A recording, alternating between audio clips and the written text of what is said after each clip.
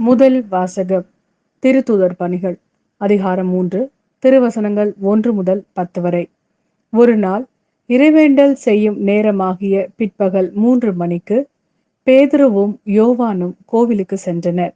அப்பொழுது பிறவிலேயே கால் ஊனமுற்றிருந்த ஒருவரை சிலர் சுமந்து கொண்டு வந்தனர்.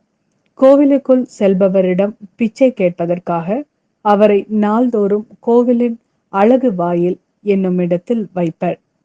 அவர் கோவிலுக்குள் சென்று கொண்டிருந்த பேதுருவையும் யோவானையும் கண்டு பிச்சை கேட்டார்.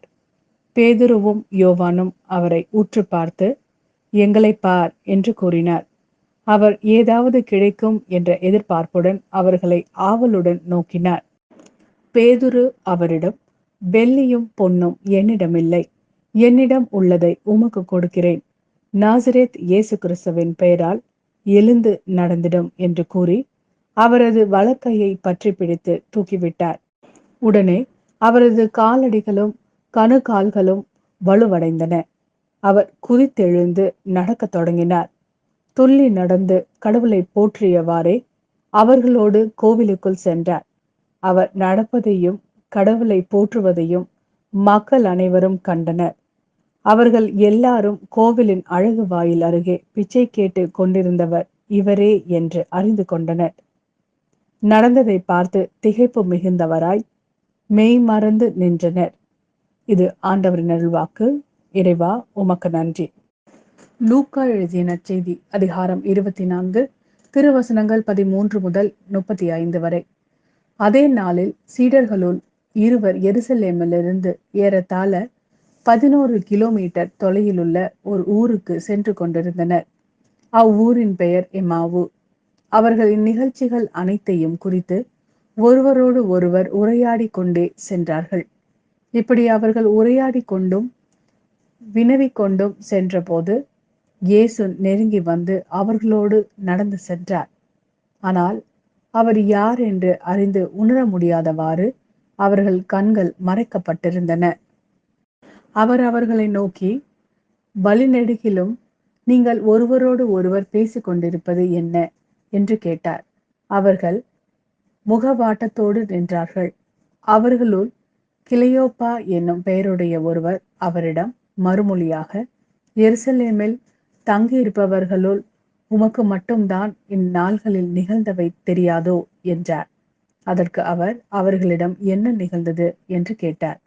அவர்கள் அவரிடம், நாசரேத் இயேசுவை பற்றியேதான் பேசுகிறோம்.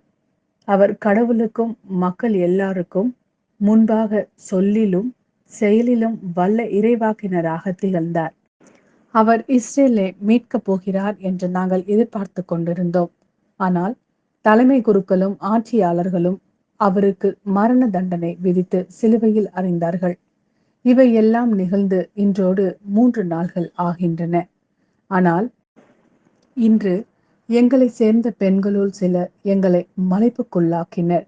அவர்கள் விடியற்காலையில் கல்லறைக்கு சென்றார்கள். அவருடைய உடலை காணாது திரும்பி வந்து வானதூதர்களை கண்டதாகவும் இயேசு உயிரோடு இருக்கிறார் என்று அவர்கள் கூறியதாகவும் சொன்னார்கள். எங்களோடு இருந்தவர்களுள் சிலரும் கல்லறைக்கு சென்று அப்பெண்கள் சொன்னவாறே இருக்க கண்டனர். ஆனால் அவர்கள் இயேசுவை காணவில்லை என்றார்கள். இயேசு அவர்களை நோக்கி, அறிவிலிகளே, இறைவாக்கினர்கள் உரைத்த எல்லாவற்றையும் நம்ப இயலாத மந்த உள்ளத்தினரே, மெசியா தாம் மாற்றி அடைவதற்கு முன் இத்துன்பங்களை பட வேண்டும் அல்லவா என்றார்.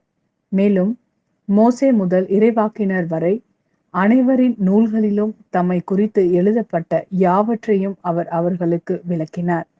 அவர்கள் தாங்கள் போக வேண்டிய ஊரை நெருங்கி வந்தார்கள். அவரோ அதற்கு அப்பால் போகிறவர் போல காட்டிக்கொண்டார். அவர்கள் அவரிடம், எங்களோடு தங்கும், ஏனெனில் மாலை நேரம் ஆயிற்று, பொழுதும் போயிற்று என்று கூறி கட்டாயப்படுத்தி அவரை இணங்க வைத்தார்கள். அவர் அங்கு தங்குமாறு அவர்களோடு சென்றார். அவர்களோடு அவர் பந்தியில் அமர்ந்திருந்த போது அப்பத்தை எடுத்து கடவுளை போற்றி பிட்டு அவர்களுக்கு கொடுத்தார். அப்போது அவர்கள் கண்கள் திறக்கப்பட்டன. அவர்களும் அவரை அடையாளம் கண்டு கொண்டார்கள். உடனே அவர் அவர்களிடமிருந்து மறைந்து போனார். அப்போது அவர்கள் ஒருவரை ஒருவர் நோக்கி, வழியிலே அவர் நம்மோடு பேசி மறைநூலை விளக்கும் போது நம் உள்ளம் பற்றி எரியவில்லையா என்று பேசிக்கொண்டார்கள். அந்நேரமே அவர்கள் புறப்பட்டு எருசலேமுக்கு திரும்பி போனார்கள். அங்கே 11 அவர்களோடு இருந்தவர்களும் குழுமியிருக்க கண்டார்கள். அங்கிருந்தவர்கள், ஆண்டவர் உண்மையாகவே உயிருடன் எழுப்பப்பட்டார், அவர் சீமோனுக்கு தோற்றமளித்துள்ளார் என்று சொன்னார்கள். அவர்கள் வழியில் நிகழ்ந்தவற்றையும் அவர் அப்பத்தை பிட்டு கொடுக்கும்போது அவரை கண்டுணர்ந்து கொண்டதையும் அங்கிருந்தவர்களுக்கு எடுத்துரைத்தார்கள்.